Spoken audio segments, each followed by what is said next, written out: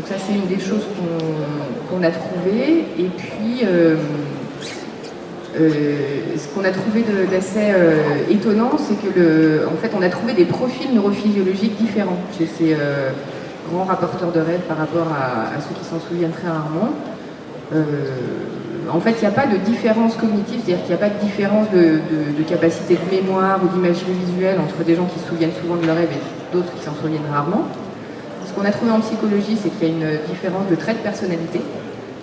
Ceux qui se souviennent souvent de leurs rêves ont tendance à être plus ouverts à l'expérience et plus créatifs que ceux qui s'en souviennent moins souvent. Et nous, ce qu'on a trouvé d'un point de vue neurophysiologique, c'est qu'effectivement, il y avait une activité cérébrale, même au repos, qui était différente dans les deux groupes. Donc ça, c'est vraiment marrant. En fait, ça nous parle de...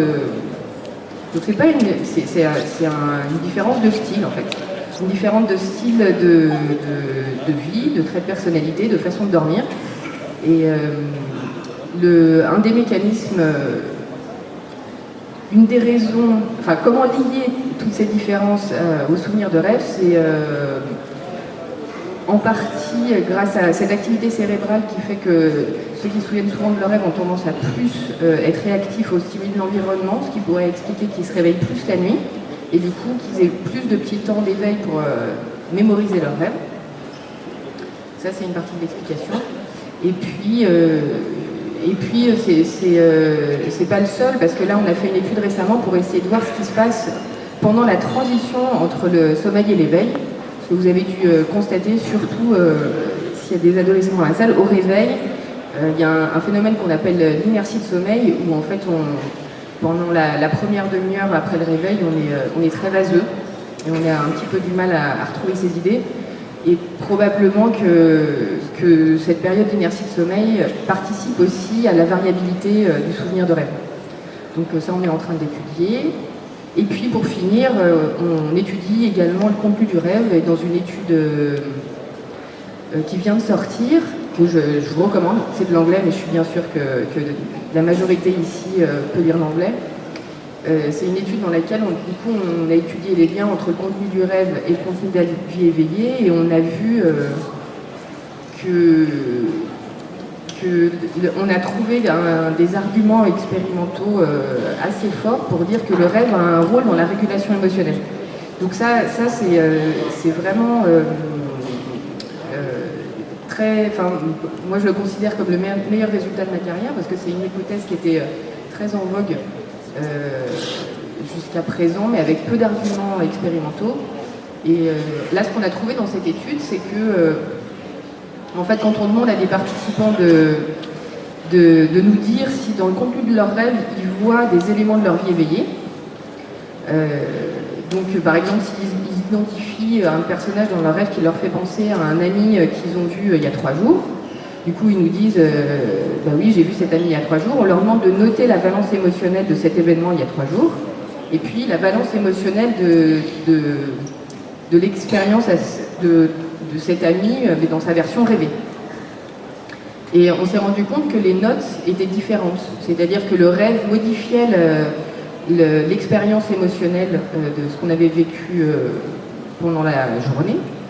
Et que cette modification des émotions était dans le sens de neutraliser un petit peu les émotions. C'est-à-dire que ce qui avait été vécu de manière très négative est vécu moins négativement dans le rêve, et c'est également le cas pour ce qui a été vécu positivement, c'est vécu moins positivement dans le rêve.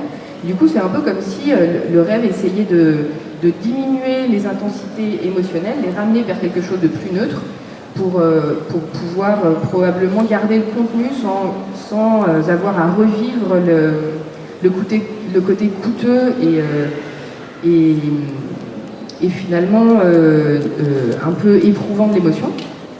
Et donc ça, ça va bien avec toutes il y a beaucoup de résultats qui ont montré que le sommeil jouait un rôle dans la régulation émotionnelle. Le sommeil et le rêve, c'est un petit peu les deux faces de la même pièce. Donc là, finalement, c'est un argument supplémentaire pour dire qu'effectivement, c'est très important de dormir aussi pour réguler ses émotions. Je fais mal mon travail, alors j'ai oublié de dire que Delia et les gars ils vont parler anglais, donc si vous ne comprenez pas l'anglais, vous pouvez aller chercher des casques au fond pour avoir la traduction simultanée. Voilà. C'est passionnant. J'ai plein d'autres questions du coup.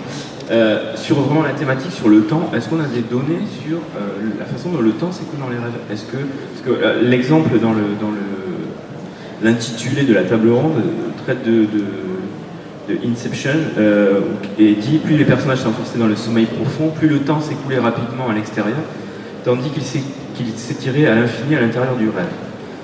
Cela recouvre-t-il une réalité démontrable? Alors, quoi qu'on pense du film, peu importe, mais est-ce qu'on a travaillé là-dessus? Est-ce qu'on sait, quand on rêve, par exemple, pendant, je ne sais pas quelles sont la durée des rêves, mais 20 minutes pendant qu'on dort, est-ce qu'il peut s'écouler 1 heure dans le rêve, ou est-ce qu'on a travaillé là-dessus? Oui, il y a des auteurs qui ont essayé de s'intéresser à cette question, qui est effectivement très intrigante et qui a donné à beaucoup de scientifiques l'envie d'essayer de mieux comprendre cette question. Alors, c'est marrant, on est passé par différentes hypothèses. Il y a eu à la fin du 19e, à l'issue d'un rêve d'un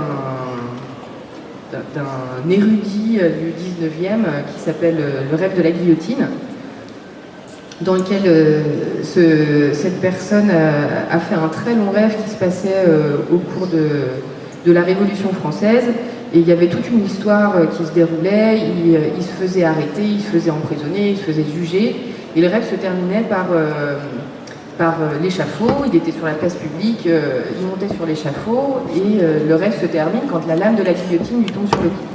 Et quand il se réveille, en fait, il se rend compte que la flèche de son lit, en fait, la barre de son lit à baldaquin lui était tombée sur le cou.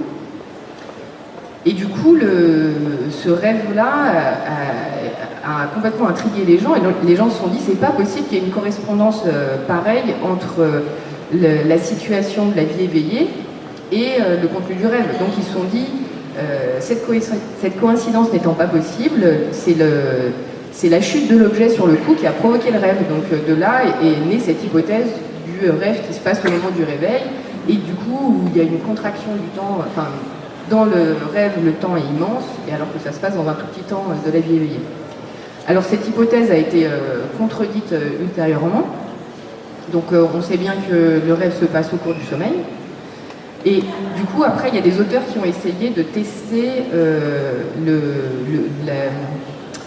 déroulement du temps au cours des rêves, mais c'est très compliqué parce que du coup, comme je disais précédemment, on ne sait pas quand quelqu'un est en train de rêver au cours du sommeil. Mais à la fin des années 50, il y a eu une association forte de fait entre le sommeil paradoxal et le rêve. Donc le sommeil paradoxal, c'est une phase de sommeil qui survient surtout à la fin de la nuit. Et du coup, ils ont fait l'hypothèse, ils ont fait cette simplification qui disait, si on est en sommeil paradoxal, on est en train de rêver. Et donc, en utilisant ce paradigme simplifié, ils ont laissé des gens dormir 5 minutes en sommeil paradoxal, ils les ont réveillés, leur ont demandé leur rêve. Et puis, à une autre occasion, ils les ont laissé dormir 10 minutes, ils ont réveillé, demandé leur rêve, 15 minutes. Et du coup, ils ont voulu voir si la durée du rêve était proportionnelle au temps passé en sommeil paradoxal. Et ils ont effectivement trouvé un lien. Plus le temps passé en sommeil paradoxal, plus le rêve était long. Et du coup, il y a quelques arguments qui vont dans le sens de dire qu'il y a un écoulement du temps qui n'est pas forcément incohérent avec l'écoulement au cours de la vie éveillée. Mais j'ai envie de dire, on sait quand même assez peu de choses sur cette question-là. Je ne sais pas si je vous recommande fortement L'incertitude qui vient des rêves de Roger Caillois, qui est une petite nouvelle, qui est un exercice de style absolument superbe, qui a pour objectif de vous démontrer qu'il n'y a aucun moyen de faire la différence entre un rêve et la vie éveillée. Et à la fin de cette petite nouvelle d'une centaine de pages, je pense, vous fermez le livre en étant convaincu que vous ne savez pas. Et donc ça, c'est très intriguant, et ça dit en fait que le rêve est capable de mimer n'importe quoi de la vie éveillée, vous faire croire n'importe quoi, et y compris des transformations du temps. Parce que j'ai entendu récemment, à l'occasion d'une nuit au théâtre qu'on a fait, dans un objectif de tentative de rêve collectif, il y a un participant qui nous a raconté le matin un rêve qu'il n'avait fait pas au théâtre, mais précédemment, qui était complètement incroyable, puisqu'il nous a dit qu'au cours de la nuit, il avait eu l'impression de vivre une vie entière, mais d'ennui. Et du coup, il nous a raconté ça en disant que c'était un affreux cauchemar et qu'il a vraiment eu le sentiment de vivre une vie entière pendant son rêve de la nuit. Et oui, il s'ennuyait perpétuellement pendant toute une vie. Enfin voilà, donc c'est un exemple, malheureusement c'est un exemple anecdotique, mais je pense que la question du temps n'est pas différente de tout le reste, ou dans le rêve, où le sujet c'est vraiment que le cerveau est capable de nous faire croire n'importe quoi, ça c'est complètement sûr.